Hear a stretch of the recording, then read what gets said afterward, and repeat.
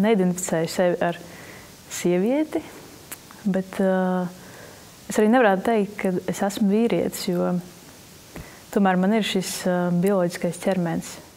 Lai gan, protams, ja mēs, man ir, protams, ka ir viss kaut kas sievišķīgs un tā, bet, ja mēs sākam runāt par sievišķīgo, vīrišķīgo, tad šie abi aspekti ir ikvienā personā. Jautājums ir tikai par proporcijām. Es esmu homoseksuāla. Tas aizsākās tā, ka es atceros, ka vidusskolā es jau zināju, ka man patīk arī meitenes. Tomēr tajā brīdī es vēl domāju, ka man patīk arī puiši. Tāpēc es vēl tā kā domāju, ka varētu izveidot arī attiecības ar puišiem. Un galu galā tas ir daudz vienkāršāk nekā iet pretstraumi un izvēlēties savu dzimumu. Bija tā, ka nevienas no attiecībām neilgi ilgāk par 2-3 mēnešiem, un vai to vispār var saukt. Vai tās vispār var saukt par attiecībām, tas ir tāds vēl knapi iziešana no randiņa fāzes. Un tā diezgan daudz gadus bija šādas ļoti īsas attiecības, neveiksmīgas, bet paralēli tam vairākas reizes, protams, iemīlējos meitenēs, bet vienmēr izrādījās tā, ka viņas ir tradicionāli orientētas. Visas tās attiecības, kas man ir bijušas ar puišiem, kad es vienkārši biju sajaukusi simpātijas pret cilvēku, vienkārši patika pret cilvēku ar kaut ko citu. Jo, sabiedrība mums iemāca, ka, tas puisis ir meiteni draudzējis un tad izveidojas attiecības tādu veidu. Tas ir interesanti, ka es atceros, kad agros tīņu gados es ļoti apzināti domāju par to, ka cik žēl, ka es neesmu piedzimis kā puika. Tagad es saprotu, ka, loģiski, ka tas tā bija, bet tajā brīdī tas likās tā, ka es vienkārši pretojos kaut kādai sievišķībai. Un, protams, kad es esmu dzirdējis daudz replikas un ieteikumus labvēlīgus par to, ka taču jānēsā vairāk svārki, tur jāatver sievišķībai, bet vienmēr par to ir bijis tāda pretestība.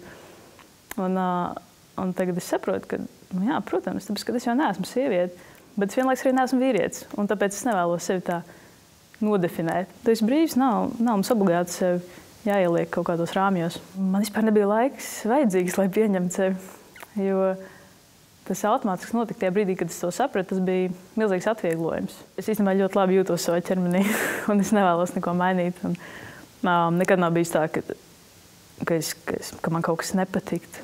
Tieši tagad, kad es atļauju sev uzvesties vai ģērbties un veidot savu tēlu tādu, kas man tiešām liek justies labi, man nav absolūti nekādu iebildumu ne pret savu izskatu vai ķermeņa sajūtām.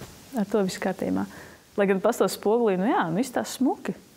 Bet to nesājot, es jūtos, ka es tēloju kaut ko, ka es valkāju kaut kādu citu vārdu, ka tas tā neesmu es. Un, protams, kad arī zinātniski pamatot informāciju internetā, kas liek saprast vispār šo fenomenu, kāpēc tas ir tā. Kurš gan tu izvēlētos no brīvas gribas, kurš gan izvēlētos iet pret straumi un iet to nērto ceļu. Tāpēc, protams, ka tā nav izvēle. Jo tās ir 3 dažādas lietas. Ir bioloģiskais ķermenis un tā dzimums, ir dzimuma identitāte, kas esmu sieviete vai vīrietis, un dzimuma orientācija, kas man patīk, kas man pievelk vīrietis vai sievieti. Un šīs 3 lietas ir atšķirīgi, ir nošķirtas, un tās var veidoties dažādās kombinācijās. Un tās izveidojas tajā brīdī, kad jau veidojas embrijs. Tāpēc tā atšķirībā no bioloģiskā dzimuma identitāte un orientācija, protams, nav apkārtējiem uzreiz redzama. Mēs jau piedzimstam ar konkrētu orientāciju, konkrētu identitāti, konkrētu ķermeņa bioloģisko dzimumu. Un es esmu lasījis, ka ir tāda teorija, zinātniska teorija par to, kāpēc tad ir tā, kad nesakrīt bioloģiskais dzimums ar dzimumu identitāti un orientāciju, kad iespējams tas ir tādēļ, ka mātei grūtniecības laikā ir bijuši kaut kādi hormonāli traucējumi. Tā skarbi to sauc par slimību un īsti pareizi, jo tas jau nav ārstējams. Tā ir vienkārši mūsu būtība. Un, tāpēc izvēle ir tikai tajā, vai mēs dzīvojam noslēgti, apspiežam to sevī, slēpjam no citiem un tādēļ nejūtamies brīvi un visu laiku mums ir kaut kas jātēlo cits un no tā ciešam, vai arī mēs izvēlamies būt patiesi pret sevi, patiesi pret citiem, atvērti, brīvi. Un varbūt kaut kādā brīdī tas prasa drosmi, bet toties mēs varam justies brīvi un laimīgi sevī. Nu jā, ir tā, ka mēs, protams, ļoti gribētu dzīvot Latvijā un audzināt bērnus Latvijā.